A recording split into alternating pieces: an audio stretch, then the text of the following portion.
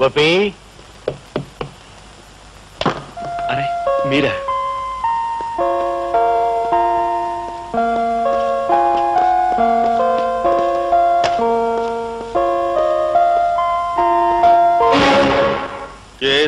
చెప్పండి. అదే బాబు, అమ్మాయి మీద నువ్వు ఇచ్చిన కంప్లైంట్ విత్డ్రా చేసుకుంటే. దాందే ఉందండి, నేను విత్డ్రా చేసుకుంటాను. కానీ చూసిన సాక్షులు ఊరుకోరే.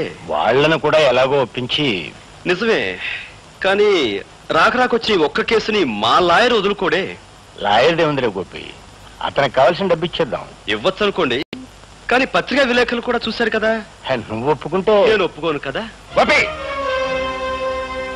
నీ మాటలను బట్టి చూస్తుంటే నన్ను ఎలాగైనా బజారు కొలాగాలనుకుంటున్నావని అర్థమవుతోంది. నేను నీకేం అన్యాయం చేశాను? మీరు అన్యాయం చేసి నాకు కాదు, అదిగో అడు చూడండి.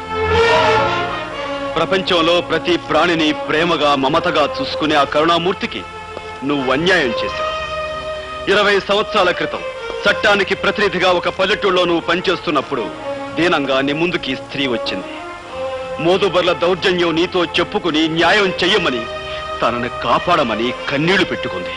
కానీ డబ్బున్న వాళ్ళ కమ్ముడు పోయిన నువ్వు సాక్ష్యం లేదు, రుజువు లేదు, ఆధారం లేదు, ఆమెను నిర్లక్ష్యం చేసావు. ఆనాడు నువ్వు చేసిన నిర్లక్ష్యమే ఒక నిండు కుటుంబాన్ని సర్వనాశనం చేసింది, ఆమెని వీధిని పడేలా చేసింది. నేను ఎక్కడో ఎప్పుడో సబ్ ఇన్స్పెక్టర్ గా ఉన్నప్పుడు 1,00,000 కేసులు వచ్చుంటాయి. ఇవన్నీ ఎక్కడ గుర్తుంటాయి? మిస్టర్ జగన్నాథం, నేను చెప్తున్నా నా తల్లి గురించి. కేవలం సాక్ష్యం లేదన్న కారణంగా ఆమెను నిర్లక్ష్యం చేసి అన్యాయం చేశావు. అందుకు ఇప్పుడు నువ్వు ఆమెకు క్షమాపణ చెప్పుకోవాలి. చెప్పకపోతే నీ కూతురు మీద కేసు వేస్తాను, కోర్టుకు లాగు. బాబు, ఏమిట్రా ఇది? ఆయన నీ పై అధికారి, ఆయనతో నువ్వు ఇలా ఘర్షణ పెట్టుకుంటే ఎలా? అమ్మా, ఈయన పై అధికారే కావచ్చు, ప్రెసిడెంట్ స్టేట్సే కావచ్చు, కానీ ఇక్కడ అన్యాయం జరిగింది నా తల్లికి. బ్రహ్మరుద్రాలు దిగొచ్చినా సరే ఈయన క్షమాపణ చెప్పుకుని తీరాలి. All right.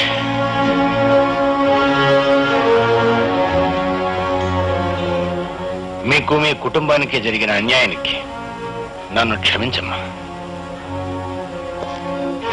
సార్,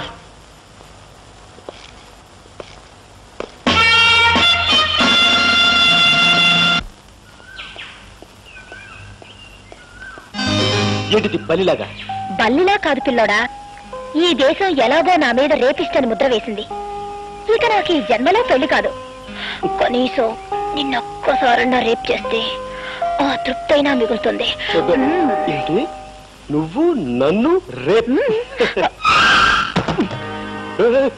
ఏమిటి, కొంపదీసి నిజంగా రేప్ చేస్తావా? అవును, ఇక్కడే ఇప్పుడే. చూడు, ఒక ఆడపిల్ల ఒక మగవాడిని రేప్ చేయడం అంటే అంత సులభం కాదు. దానికి తగినంత బలం కావాలి. బలం కావాలంటే ఏం చేయాలి?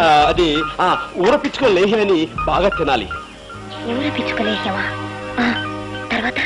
తర్వాత మదన కామరాణి భస్మాన్ని నీళ్ళలో కలుపుకుని తాగాలి. తర్వాత ఎక్సర్సైజ్ చేయాలి, యోగాసనాలు వేయాలి, బస్కీలు తీయాలి, దండీలు తీయాలి. ఇవన్నీ చేస్తూ ఉంటే నీకు బోల్డంత బలం వస్తుంది. ఆ తర్వాత రేపు చేసుకోవచ్చు.